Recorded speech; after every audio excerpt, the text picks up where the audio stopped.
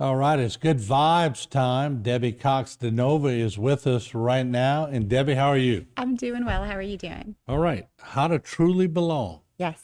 I thought of baseball teams, Pokino clubs, hunting clubs, fishing clubs. This could pertain to everyone, couldn't it? It can, and it does actually, because belonging is a primal need. Now, you hear a lot of people say, well, I don't really care what people think, or I don't need anybody. That's actually not true. Scientifically speaking, we are social creatures. So the research from John Capaccio out of Chicago shows that loneliness is actually a primal need, just like hunger, thirst. Hunger signifies that we need to eat, right? Thirst signifies that we need water. These are survival needs. Pain signifies that there's damage to the tissue that needs our attention. Loneliness also signals to us that we need social connection, and that's something that we need to listen to. And when we look at the research, we know that not only are we in a loneliness epidemic, but loneliness is extremely dangerous to our health. It's a greater predictor of early death than smoking a pack of cigarettes a day and obesity. So it can kill people, and it does kill people. It deteriorates mental health and physical health, and it can have you die earlier. So it's something that we really need to pay attention to and look at the research on. Let me ask you, COVID sort of put us in a different mode. It did, yes. Did people get used to that? I don't know that anyone can ever actually get so used to it that it doesn't do some damage mentally, especially when it comes to our kids. Because like I said, that social bonding, that social connection is something that we primarily need. And we need good quality relationships and connection with people. We need to feel safe and seen in a satisfying way in order for it to be an actually good connected bond with someone. And when it comes to belonging, a lot of people have this convoluted with fitting in. So a lot of people think that it's synonymous with fitting in, right? And in fact, what Brene Brown says is that it's actually the opposite. So belonging and fitting in are something completely different. When you think about fitting in, what you're really doing is you're assessing a group of people and you're thinking to yourself, how do I need to be? What do I need to wear? What do I need to say? How do I need to act in order to fit in with this group, in order to be accepted? So in doing that, you're actually abandoning yourself to some degree in order to fit in. And that is actually a very painful process. And it's something that is not good for us. So true belonging actually asks us to stand boldly in who we are, which is a courageous act. It creates polarity. It has some people want to leave us, criticize us. It can cause all sorts of social issues. But when we are brave enough to stand in who we are, to speak from our truth, to behave and live out of our vulnerable selves, then we know that the people that we're attracting, the community that we create around ourselves, are people that truly actually belong to us. And then we can start creating that creates a beautiful foundation for these bonds that can actually help us live longer and have a more satisfying You experience. remember the movie Lord of the Flies? Yes. They were trying to advance, weren't they? Yeah. Indeed. Bring Yeah. back some memories. Yeah. I mean, it's everywhere. And when it comes to social disapproval, I mean, these are things that psychologically can be quite damaging when we remove our social approval from someone. But the most damaging, like I said, is when we first remove that approval from ourselves. When we reject and abandon ourselves and we don't allow ourselves to belong, then that can actually be more destructive than anything else. So true belonging requires that we both belong to a larger group, belong to something bigger than us, but also that we're willing to stand alone in who we are when we're required to. But when someone is sensing that they're going to be outcast, Yes. how do they correct, especially if they're 13, 14, 15, 16 years Oh, old? it's so difficult. It really is. And you're walking that fine line between being adaptable and actually going into a group and connecting with people and building rapport, and also, staying true to yourself. And so this is actually a life lesson that if you can create an environment for your children at home where no matter what they belong at home, that's super helpful because it allows them to feel that sense of security when they go out into the world, that it's okay to be rejected or abandoned by people who are not truly for you. So it kind of gives them that foundation because it is very difficult. It's a primal It's home need. base too. It's home base, exactly. They're getting beat up at school, then they go home and they get beat up. Yeah. Ugly. Oh, completely. Absolutely. Yeah, it's a big deal. So it's difficult not only for teenagers but for adults too, because we all want to belong, we all want to be accepted, we all want to Yeah, be that approved follows of. you through life, doesn't It it? really does. It really does. So it's a practice. And what will happen is if that you're not in practice, if you're more in a mode of fitting in, of abandoning and betraying yourself and kind of editing yourself to fit in, over time, Brene Brown says it's sort of like the universe comes down and grabs you by the shoulders, pulls you in close, and says, I'm not effing around anymore. You're halfway to dead.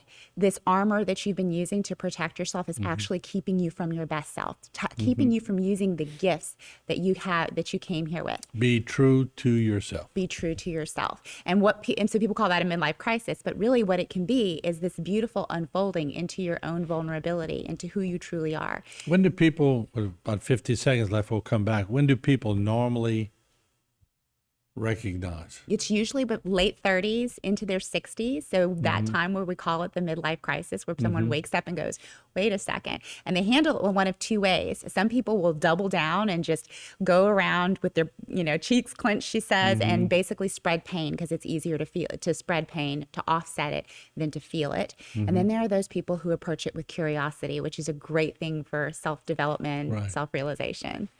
Think I'll try a new life. That's what they say, right? Yeah, absolutely. Let's talk about trust. Trust has a lot to do with this, doesn't it? It absolutely does.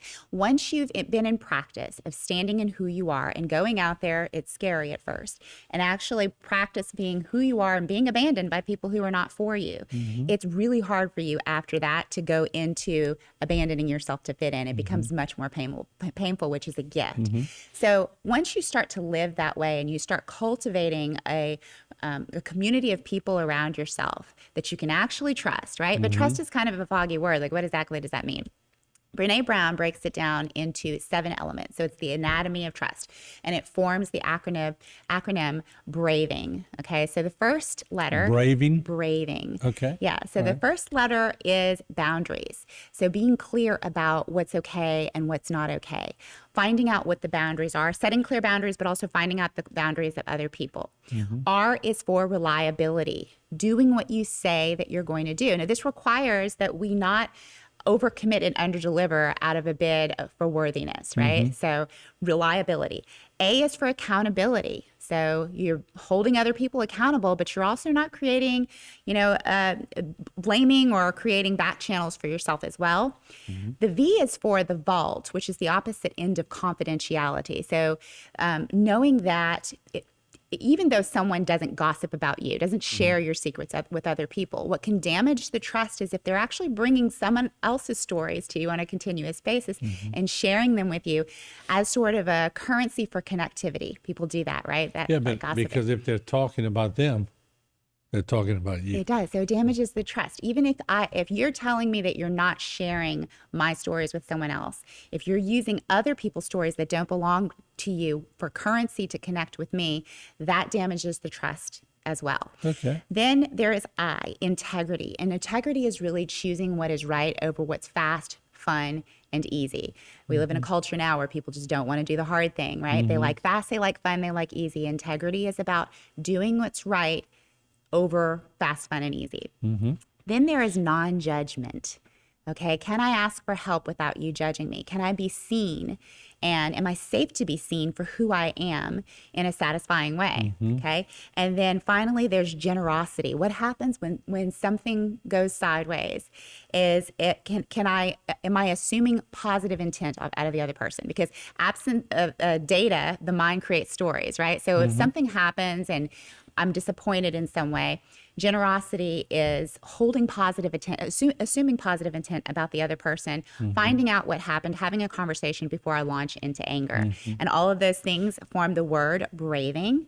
And those are the 7 elements of trust. In addition to that, you want to remember that a healthy friendship or a healthy relationship is 5 positives for every negative. So every negative experience that you have with someone, you want 5 positive ones in order for it to be a healthy relationship. So really just looking out for and knowing and feeling the whether or not you feel safe to be yourself with the people that you're around. Anytime someone is covertly or overtly requiring you to abandon yourself in order for you to be accepted by them, that's probably a toxic relationship that you want to end. So let me ask you, you got 1, 2, 3, 4, 5, 6, 7 things you just went over. Yes. Any one of them more important than the other? I don't think so. I think they're all really important. Again, this is the anatomy of trust in general, and these are all research based. And all of this it can be found in Brene Brown's book, Braving the Wilderness. So this is sort of like these are guide stones that we can use when we're assessing whether or not there is trust within a relationship. And it kind of helps us when we're going out there, living our lives in a vulnerable and creative way, in a way that is actually true to who you are as a person. You know, the one that's scary when you look at that list, non-judgment. Non-judgment, yes. You're making yourself vulnerable, aren't you? You absolutely are. And I think non-judgment and all of these start with your relationship to yourself. Are you someone who is in harsh judgment of yourself? And usually when you're editing yourself to fit in, you become more judgmental of those parts, those aspects of yourself that you're editing out. And so being able to accept all of who you are, bring it all to the table, good, bad, the ugly, right? And giving it a big hug helps you to also look out into your community and people who are not even in your community and have a less judgmental lens on them as well. 5 positive, 1 negative. Yes. Woo! Yeah. It's a That lot. could be tough, huh? Right? And this was personal relationships, friendships, romantic relationships. 5 positive for every negative. Yes. Yeah, Lord. I'll tell you what. What do? Keep a tablet? Do you have to walk around a little? Okay. You may That's a have to. positive. If there's a question mark about it, and we've talked about this before, ambivalent relationships, relationships where you're not quite sure if this person has your best intent at heart, not quite sure if you want to hang out with them or not quite sure about whether or not you want to clear space on your calendar. Those ambivalent relationships are actually much more toxic to our health than even people who are considered to be toxic people in our world. If we can easily identify them, we usually create boundaries and barriers to keep them out. But one big negative can knock out about 20 or 30 positives. That's the truth. There are deal breakers. So that's why it's important for you to know your own standards and your own values. Know yourself well so that you can assess whether or not certain people belong in your community and around in your circle. All right, Debbie. Good advice. Yeah. All right, there you have it. We'll see her again next week. We'll be right back.